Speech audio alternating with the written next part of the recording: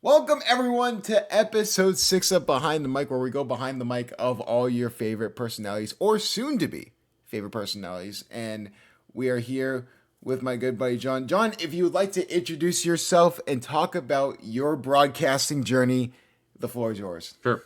All right, so I'm John Makuch. I'm a broadcaster, graduated from Seton Hall in 2023. So, I like getting some younger broadcasters on, and I think a lot of people kind of don't see the grind sometimes. It's great that you have this show. But yeah, I went to Seton Hall for broadcasting, and I was news director at the radio station and called a lot of Seton Hall games there. And I've been freelance broadcasting ever since. I do freelance work for MLB Network for their edit side, so because we got to make money, right? Yeah. But in terms of broadcasting, a lot of junior hockey, a lot of club college hockey, and some. We'll get into arena football and semi-pro football, which is always a joy. And just a lot of scattered stuff all throughout. You need a podcast episode to go through some of the random stuff, and that's exactly what's going on. And I'm sure you're going to bring it up, but if you've played Marvel Rivals, you might know who I am. Yeah, I was gonna say it's probably the thing that really not really put you on the map, but especially recently put you on the map when we talk about TikToks. Yeah. Just your everything that you've done, like with the Marvel Rivals, like integrating that. I think that's so cool. How did that get started? Because obviously you probably play Marvel It's Rivals, and that's the funny. reason. But like, what happened on the day that you started doing it? I came up with the idea like an hour before I left for the game. It was the weirdest thing of the I mean I like it was brewing in my mind, but something I think I heard one line. I don't remember which exact line. I think I was like that would actually work really well in the game. And then we go, well, what about the next line? The next line, the next line. You just look through the list and you're like there are 20 plus lines that for some reason work perfectly in a broadcast and some of them don't, and I still threw them in there because we like to have fun. And yeah, that was a club hockey game. That was a it was a Ryder Drexel game. It was the weirdest perfect storm because the Dragon Unleashed is a line and Drexel, they're the Dragons. I'm not fitting that line in anywhere else in any other team No on the other planet. team. I Right, like. no other team on the planet. I don't think there even is a dragon team where I live too. So that's just I perfect. can't even. Where are you from? Do they know where you're from? Massachusetts. Okay, oh, you're a So mascot. Okay, yeah, yeah. I don't know of any dragons. unless there's some team in like what we don't. The thing with Massachusetts people is like we don't Western Massachusetts. It's just forest. We don't call that Yeah, Massachusetts. Like right, that right, that right. that's just its own place. So, Yeah. but yeah, I mean, That's your South Jersey to me. I'm from New Jersey, so yeah, that's your exactly. South Jersey with all that some of that stuff. We I'm don't we kind of don't we don't pay attention to those people. But I would imagine not. but Yeah, we have debates about stupid things in New Jersey. We have Central Jersey. That's the biggest debate on our nothing important. We don't talk about anything important. We talk about the region. What region is there? And do we yeah, call it? It's bad. yeah, that is true. I used to go to New Jersey all the time because I had family there. Yeah, It's a pretty cool place. But yeah, I want to go back to Marvel yeah. Rivals. We'll go back. Yep. But what when you saw it go viral to the extent it did, what was your first reaction? Because So you should have been like, "There's no way this is the thing that went viral." it's actually really funny how when I was finding out about this. So I posted it right before we went on a trip to cover the NECHL playoffs. It's a college hockey playoff that it was like a 3 day thing up in Buffalo. So we drove 6 hours to Buffalo to cover this hockey tournament basically. And I posted it. I said, you know what, I'm just gonna get this done before the trip. I'm gonna edit everything, and I can edit them a lot quicker now. I had no idea what I was doing the first one. And then I got it done. I stayed up late, got it done, then got in the car, drove to Buffalo, and it didn't really do anything yet. It didn't start going viral until we woke up the next morning because I woke up and my friend or coworker, whatever, we're all friends at broadcasting. That's the fun part. But he's like, "Yo, check your TikTok." I'm like, "What are you talking about?" And it had 20,000 likes, and I'm like, "Oh, that's a lot." I'm like, Like, That's oh, nuts." okay. Yeah, I'm like, "Whoa." And I had to call a game that day. So I was in the middle of calling another hockey game while this is all going on. So in between periods, I'm checking my phone. It says like, "You have 80,000 likes on your video." I'm going, okay, this is kind of weird. I thought it was going to do well. I didn't, and like at that time, well by my TikTok standards, I think I had probably around 500 followers. I think I had 1,000 followers at that point, but from some completely different other stuff that's not on the internet. Yeah. So and that was all. I didn't have a lot of TikTok traction, and then I saw that happening. I'm going, okay, I got to do my job, but I'm going to be checking this throughout the game. And then so it keeps going the next couple of days. It doesn't stop. It doesn't stop. And then this Marvel Rivals account posted it. Like the not the official one, but like the official kind of fan made news coverage one of those accounts. And again, another It 6 hour it just drive it down. just took Yeah. off. It kept going, but I'm in the car. I'm sleeping too because I'm not really. I'm responding to comments, but like my friend did the drive down, and I'm taking a nap, and then my friend calls me literally the second I park my car in my parking spot. My friend calls me the second. He's like, "Yo," he misled me. He's like, "Marvel Rivals reposted your thing," and I'm like, "That's nuts!" And then I look at it, and it's the news account, which is still awesome, and it had like 2 million Twitter impressions or whatever. But I was just going, "Okay, this is a real thing. We had to keep doing it." And I had enough for a second part, and there's a bunch more of them with Marvel Rivals. And there is an Overwatch one in the works, which will probably be out when this episode's released. We'll see about that. But it's really been the Marvel ones that have done well. I've tried some other things, but there's a lot of them. I don't know how many videos I posted about it, to be honest. I kind of just kept doing it, and it was funny because so many of the lines work, and even the new ones that keep coming out, they also work. So it keeps me going. It Yeah. keeps happening. I mean, So that was the way it went viral. But on the actual day, I meant to bring this up. The actual day, the guy that I was doing the game with, because I had a color commentator for this game, he had no idea what this game was. He had absolutely no I'm pretty idea. sure that's the same with that's the same with my color commentator because my color commentator Rocco, he's awesome. Yeah, I he's the guy that like I'll mention. Oh, there's a screen pass for a first down, and then Rocco will come in and say, "Have you ever ran into a screen door?" Mind you, that's great. mind you, it's the first quarter of like a tie game. Yeah, just started. Just Yeah, started. It's awesome, but yeah. everyone needs their Bill Walton. Everyone needs one. No, You yeah, have to have it. absolutely. I mean, Yeah, talking about it overall, I mean, that's so cool. Like color commentators that go out of the way. yeah, You look at the play-by-play guy on the radio broadcast for the Clippers as sort of like the de facto like social media like broadcaster. yeah. Carlo, right? Yeah, yeah, Carlo Jimenez. He's yeah. awesome. Like he's the go-to guy for that, and like he's awesome. I would love to interview him. Yep. How many sports have you done? Is the first part of this question, and the second part is what is your In my life. yeah, and Okay, and how then many second part. and how many sports have you called, or Yep. or how many sports have well, what's your favorite sport? I'm clearly Sure. tired, as you can Yeah. see. So I'll rephrase your question, right? So how many sports have I called in my life, and what's my favorite one, Yeah. right? So that's yeah. I should make a list because I mean at Seton Hall I did a bunch. Because we were very fortunate at Seton Hall, right? A lot of schools like Syracuse, you don't get on the air until you're three. You're writing or you're doing, and you still do all that stuff at Seton Hall. But going to a smaller school, uh, volleyball, basketball, men's and women's, baseball and softball. So there's a lot there. Men's and women's soccer. So that's another one. And then we got to do high school football. I think that's eight right now, 8 or 7. And we did. What's funny is I didn't do hockey's the sport I call the most. I only called 2 hockey games all throughout college. That was just the opportunity that came to me when I graduated college. Was my friends said, "Hey, there's this company that needs to call games, whatever." Okay, yeah, let's go. So I guess that's eight games. No, swimming and diving. Do you count? Ooh, Can I count swimming and yeah. diving as separate sports as well? I And had we a can make it 10. yeah, I had a friend Zach Weiss who said like he almost did water polo. Yeah. He almost commentated water polo, but then apparently they didn't have water in the pool.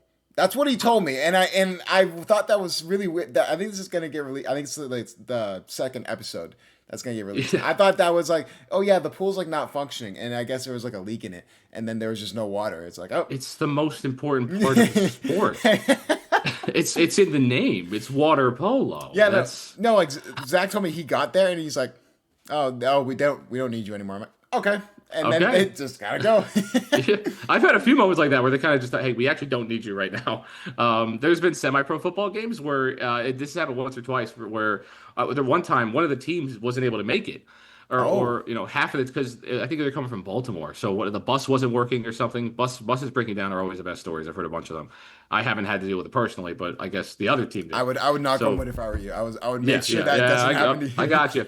My camera's gonna fall down now, but so they probably got about a quarter to half of their team that showed up, and they go, all right, let's just start mixing and matching the players so we can just play a football game. Right. And obviously the other team's gonna win that has their full team, but like just go play for the other team for this game so they have bodies. And the coach comes up to me, he's like, John, don't do this game. Like John, like don't do this game, bro. Because like it's just not I don't want this on the internet. I don't want this. there. And yeah, so I was like, sure.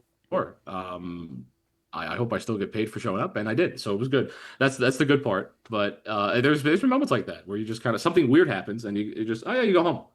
I plan my entire night around this? Maybe, but I'll go home. The funniest one I've ever had was so there was a senior night for hockey this past season. I would just do Yep. games for like my alma mater high school right now until looking for job opportunities. Right. And this is when we got that historic snowstorm in the Northeast. You know about it. You've Oh, definitely I know. yeah. There was a couple. Which one? The second Oh, one, the second one, the because of second, senior night. or Yeah. I think it was the right after the first one. It was like a few Okay. days, so the roads were kind of clear, but plow companies they like to take their time. Yeah. And my producer comes up to me and Rocco because like we were the only people that weren't high school students, and they're like, I'm probably not gonna do the game, like the roads are dangerous. We don't want to be liable for anyone. And then he puts all of us into a group chat and goes, "Do you just want to do the game just the three of us?" And like he was the cameraman, Sure. I was the only commentator. Rock was double teaming, doing like the cameraman, being a cameraman and the color commentator while Yep. Seth did like all the producing for senior night. You probably seen like the senior night clips. That was really all like a 3-man job, which I thought was Yeah. it, That's cool. I it did. was I saw some of cool. those clips. Yeah. But Yeah, we've done that. We've done I've done play by play while also running the full broadcast graphics of the stream and everything, and that's that cool. becomes a doozy. But I've done it. I've done it, and it's fun. You're like looking like as trying to do graphics as the Kind play of is doing like both. happening. Yeah, Yeah. because it's really just the clock and the score bug. And then depending on the team, the one company I work for, they do replays. So you run. It's actually pretty. I actually enjoyed being able to run my own replays while calling it because I knew exactly when it was going to come on. I knew exactly what I recorded, and I knew if it was going to work. So I actually liked that, except the clock is the one issue because you're looking at everything else going on. You're trying, if people start pushing and shoving, the clock stops, but you're trying to maybe call the fight because we all want to call fights, right? Yeah. So maybe you'll, I missed the clock by a few seconds, right? And then you can see the score bug. It's like, oh crap. Um, there's 15:03 when there's actually 14:39 maybe. Yeah. But you get used to it after doing it a few times. But I like that. Yeah, it's 3-0. Why does it still say 0-0? It's Anyways, 0-0. Yeah. What's going on? but you mentioned all those sports you've done. What has been your favorite to call? Because obviously That what? Yep. the cool thing about broadcasting is you get to do a bunch of different sports and you get to Yeah. you get to see a bunch of different perspectives on broadcasters based on those sports. But what has been your personal favorite? I'm going to give you kind of three answers. I'm going to Okay. answer the question, obviously. Okay. But like my favorite, if you just want to go basic favorite, is football. Because I mean, I've always been a football nut. I've always, every college football, NFL. I call semi-pro football. You have to love football to call some of these games too, because they can get very interesting very quickly. But I mean, it's good. It's good stuff. It's good sports, but it can get dicey, like the game I mentioned, right? You can get 59-0 blowouts in a random game, and that's tough. It's difficult to do. But football's always been my favorite, just because it's the sport I love the most, and I'm just been around it so much, and I enjoy it. And like, if I could, people ask me, right, if you could pick a sport that became the sport that you work the most, I would say football, but it's been hockey. And I would say hockey's the most challenging out of any of the sports I've done because of how fast it is and having to learn a lot of new rules. And volleyball's up there too. Volleyball's up there in that kind of same hockey category. But I'd say hockey's challenged me the most. And the easiest one that I could probably do in my sleep is baseball, I would say. Yeah. Just because of the flow and just my voice works well for it. I haven't done it in a while, but it's one of those sports. It's very simple. It's a simple process. Like, I made some videos where I literally explained calling baseball as a formula because it's a sport that feels kind of formulaic to me, but that's how it's supposed to be too. It's you have your base formula and then you play around with it, and that's how you become good at it. But you can get through a baseball game with a robot brain, Oh basically, my! if you wanted to. Me and my color commentator were just talking about movies in my first game ever Yeah, doing like an IRL broadcast. Like we first off, it was like 40-mile-per-hour winds, like while we were on like a stanchion, so that was right. fun. And there, But yeah. mentioning because he's an old time movie, so he's mentioned like Rat Race and stuff like that, Okay. which is really fun. I mean, you mentioned all these sports and you mentioned all these moments that you've had. What has been the funniest moment? That is there one moment that you can pinpoint in particular that you can say that like that was probably the funniest or like the coolest moment?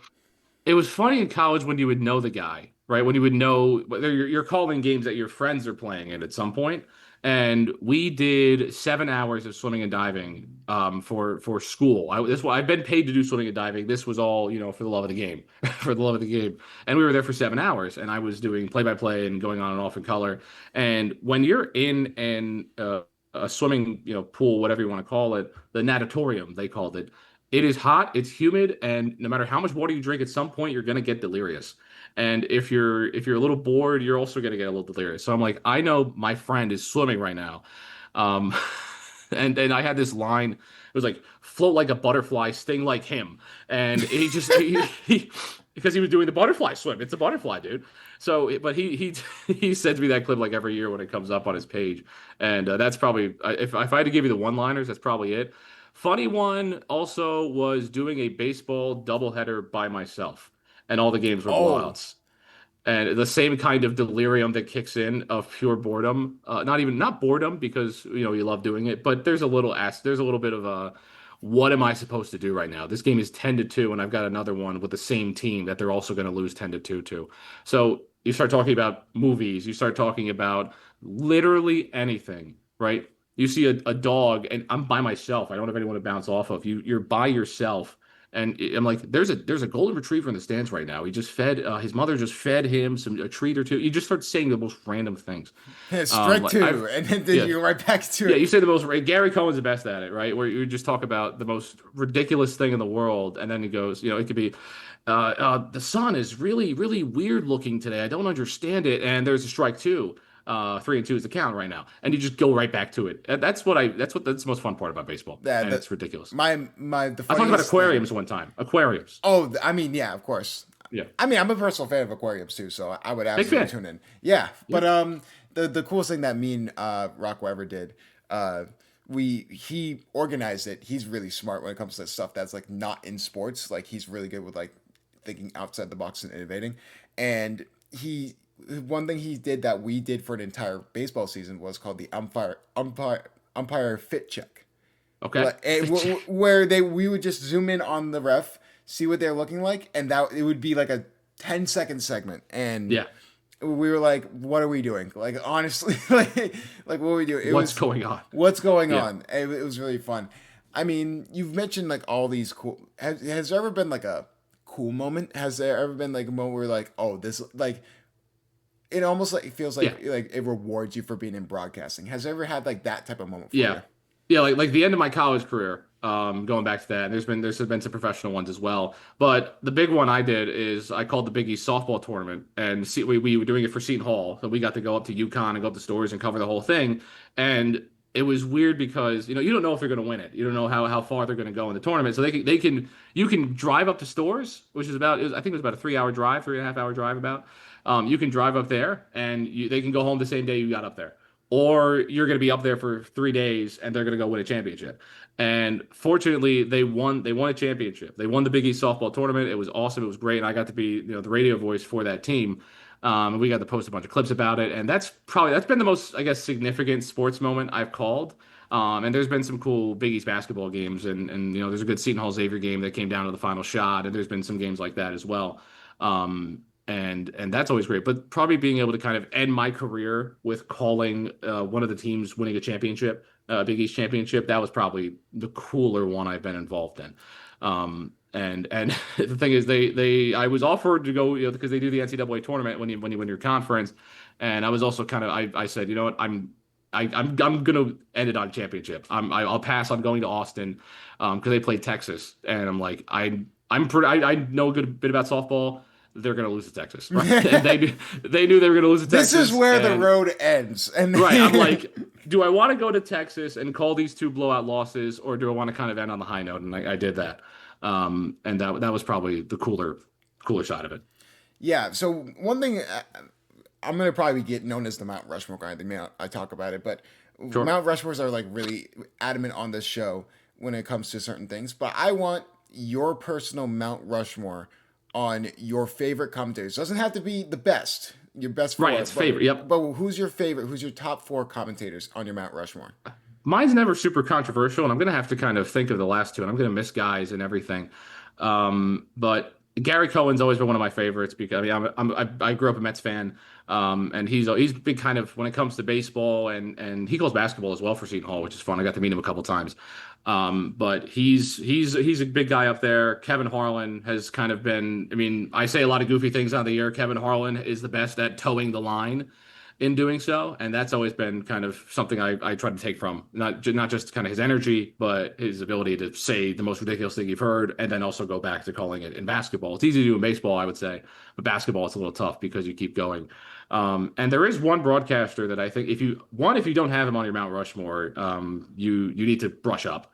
You need to figure it out, and it's Doc Emmerich. He's the greatest broadcaster and ever. I'm not. There's no. I'm My not debating personal it. favorite. Yeah, I would probably go as far to say he is the GOAT when it comes to yes. it's kind of like how Wayne Gretzky's the GOAT of hockey. Like there's just a gap between greatness when it comes to Huge gap. commentators. And I think Doc Emmerich, for me personally, I think he's the GOAT, and just Yeah. because what he's been able to do with hockey. Yeah, and I mean, I could do the whole show about Doc Emmerich if you wanted me to.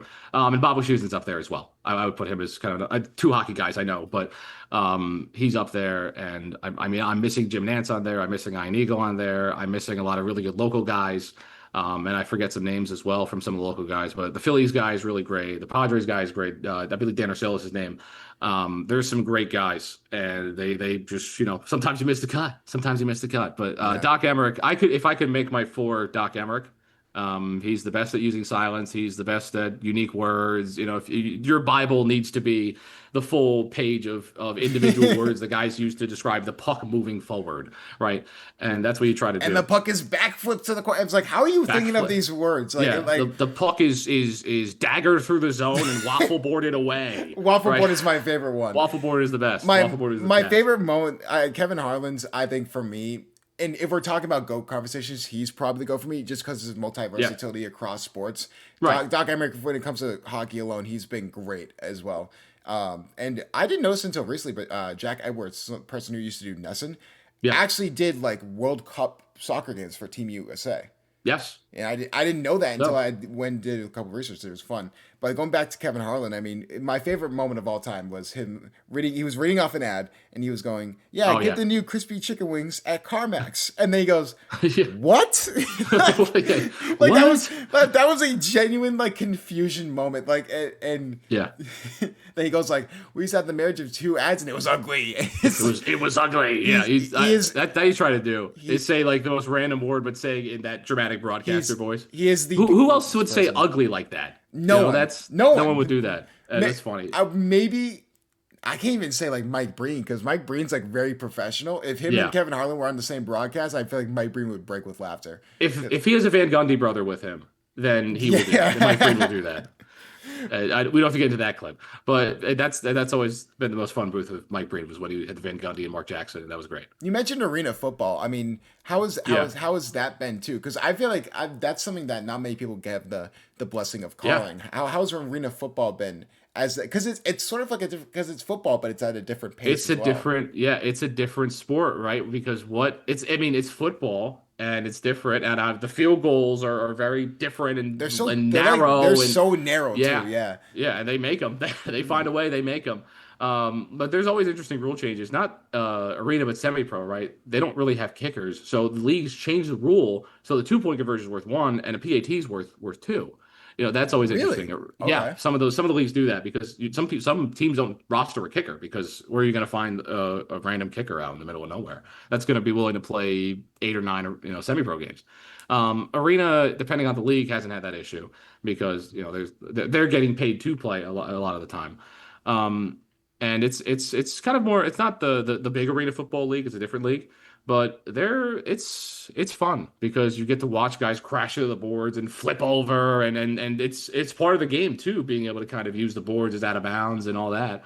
But you have to go into it differently. You can't go into it thinking, oh, I'm just going to call a football game today. Like, no, you're calling an arena football game today. It's different. You have to remember the rules and you have to go do it. Like there's always rule changes. You go from women's to men's volleyball, the rules are different. Right. And it's very minute things a lot of the time, not as dramatic as being in a dome versus an outside high school football field or whatever. But you have to just change your mindset. You have to sometimes I just scroll through the rules again just to kind of refresh myself and go back and see what I maybe kind of forgot because you have a lot of gaps right? I'll call 8 hockey games and do a football game, and then do an arena football game, and then more hockey games. So you kind of it's not like you're doing it 16 games in a season and you're kind of brushing up on it often. You might do 2 or 3 a year depending on where you're at. So yeah, it's tough sometimes, but it's fun. I enjoyed Yeah. it. It's good rule And then change. you have to like always like go through the rule books. It's like, oh yeah, I have to be a fan of this now. I forgot. Yeah, But going, how did you get into broadcasting in the first place? Which I think is really interesting because the one thing I keep hearing from all the people that I've interviewed so far is they always like played video games when they were younger and right. sort of commentated over that. I'm one of those people. I was those video I've game done it. nerds like back in like Madden '08 or something. Right. That's gonna date me out. Oh my goodness. But what? How did you get into broadcasting? What was the humble beginnings? It's interesting. It's I wouldn't say I have a very dramatic story. I actually don't really have a core memory of, oh, I woke up and I wanted to be a broadcaster. I always just loved sports and it didn't matter what it was. Like I was the kid in my elementary school class. It's like, oh yeah, he's the sports nut. That was me. And I've played a ton of video games in my life, and not just the sports games. I've played pretty much everything. I'm a huge RPG guy. Like I'll play all that stuff. But I have done that. I mean, you take your Madden game and you call it and you just do what you're going to do over it. And you take your career mode and you're kind of like coming up with a story for your career guy when you're, I mean, I'll do it every now and then now. Why not? Right. But it kind of just gradually built. And I went into high school and I kind of went, okay, I know this is kind of what I want to do. I want to at least pursue this and try it out and go for it. And we didn't have any kind of broadcasting at our school, at our high school. So, I was just going, I know I want to do this. I know I want to give it a shot. And I got to do it at the end of my senior year. I did one game in high school. And my friend just kind of randomly goes, "You want to call the game with me?" And I'm going, "Sure," because he did it. He just did every game by himself. He's like, "Yeah, you want to just do it?" I'm like, "Okay." So I did my first color game randomly, and it was really strange to me. It felt foreign. But that kind of had just being able to do it once. Then I got to college, and it was all radio station. There's a TV station. There's a Pirate Sports Network station as well. And I just gradually did that, got into it, and realized that I'm not awful at it, and that I'm kind of okay at it. And you get better, and you grow, and you just keep doing it. So that's what I did. I wouldn't say I have like a aha, this is what I'm going to do a moment, but I've just kind of gradually done it, and almost 3 years out of college, I've tried to just keep finding more gigs and keep finding more work in it, and we've been able to do that an okay amount. Yeah, obviously, I feel like that's every broadcaster too. Because Yeah. I say this with every single interviewee. Like being a broadcaster is just being a super fan that likes to talk. Like I Yes. think that's probably the best way of putting it because you go through everything. Because there's a lot of super fans out there that don't want to get into broadcasting, but they can tell you they can tell you like the guy's like fourth dog's name. Like Yeah. they're really intact with sports, but. I want to get away from sports before the end. Thank you so much for hopping on, by the way, John. This has been Thanks for awesome. having me, dude. Yeah, it's great. I want to get into some of the fun questions. We mentioned Mount Yeah. Rushmore's of broadcasters. I need you to make one more, but it's your favorite meals of all times, Mount Oh wow. Rushmore. Oh wow. That's What, that's a big one. yeah, That's a big one. what would be your Mount Rushmore of food of meals? I'm gonna get weird off the top. Okay. Okay. We're gonna go with the eggplant parm. That's in there. Okay, That's in there. I respect that. I respect that a That's in lot. there. If you get it from a nice restaurant, I mean, especially in New Jersey, we have a lot of nice Italian restaurants out there. Oh my god, Um, Boston. It's Boston probably. I've never been to it's Boston, but I know. Yeah, I've heard. Um, half the restaurants are Italian. It's yeah, crazy. yeah. If I mean, that's kind of that's my go-to out there. I'm a big wing guy, right? Okay. Big wing guy, big bone-in guy. I'm a drums over flats guy. I know it's a hot take, Drums over but flats, really? Okay. I'm a drums over flats guy. It's easier to dip in the ranch sometimes. I don't It like feels having to more deal like with some of the bones on the flats. it feels more like a meat lollipop, dude. It just makes more sense. I got lollipops at 3. No, I'm kidding. Yeah, no. But yeah, no, but but it kind of is. But I'm a fan of that. I'm a fan of that. There's nothing like, let's see. I mean, that's a good one. There's a lot you can go to. Can I shout out a local business for Yeah, the go one for time? it. Yeah. Can I shout out the Smoking Cowboy at Sandwich Station at Woodbridge, New Jersey? I Can might I shout them out? It's kind of like a I like might a have to go there now just because you it's said kind of it. like a buffalo chicken sandwich. You got chipotle sauce, bacon, and they put it all together really nice. If you told me what would my last meal be right now, it would be that. It would be a Nice. big one of that. I haven't had it in a while. You gotta tame yourself sometimes. We used to have a lot in high school, and we're like, we can't keep eating this thing because this is ginormous. I got one left. I got one left. Let's see. Big meal guy. I gotta hear yours too, by the way. I'm sure you have yours ready to roll, Yeah. maybe. Okay. I could definitely think of it on the fly.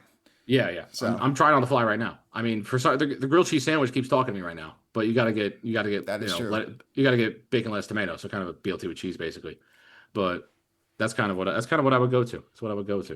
Gotta Yeah. have some good fries with it too. Yeah. My personal would be there's this weird thing that my mom would make. It would be like an Irish scramble. That was Okay. my first one. It was meat. Literally would just be meat, pasta, and broccoli. And I still have it to this day as like meal prep. Yeah. And it's like a homemade meal, and it just whenever your mom makes something, it's just 10 times better. It's better. Yeah, it's better. It's just always better. So that's my number one. I would probably go with wings as well.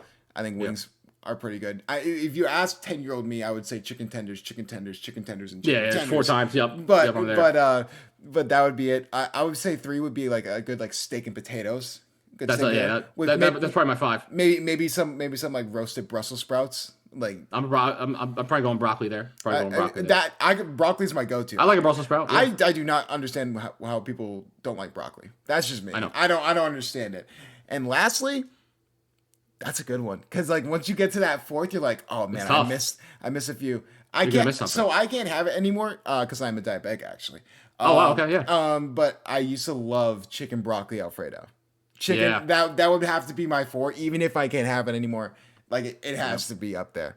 But Tough one to miss out on. Yeah. it's one of you can't mess it up. Yeah. Um, Can't. again, John, thank you so much for hopping on. This was a lot of fun.